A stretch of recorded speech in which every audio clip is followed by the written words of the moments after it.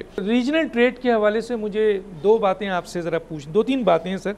एक तो सबसे इम्पॉर्टेंट ये है कि कहा जाता है कि भारत के साथ पाकिस्तान का जो ट्रेड है वो दोनों मुल्कों के लिए फ़ायदेमंद है। इसके ऊपर कुछ काम हो रहा है सर?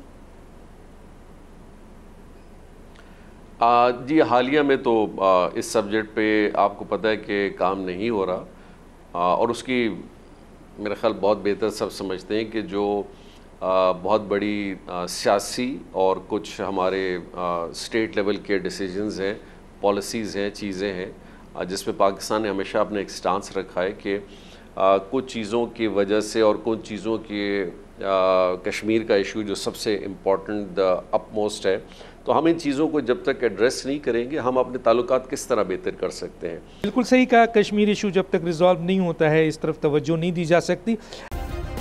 सब्सक्राइब करें और बेल दबाएं ताकि कोई खबर रह न जाए।